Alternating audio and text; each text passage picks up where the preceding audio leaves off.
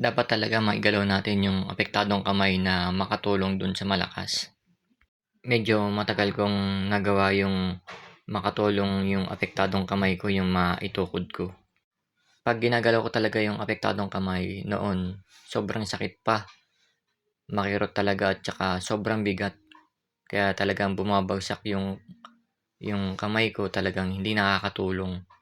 Pero ngayon po na 6 na taon na po akong stroke, yun unti-unti gumagaan naman yung pakiramdam dun sa apektadong braso ko at balikat. Kaya medyo nakakatulong na siya ng konti, 'di na masyadong nalalaglag ng bigla-biglaan. Pero gano'n pa man, hindi pa rin 100% na nakakatulong yung apektadong kamay ko.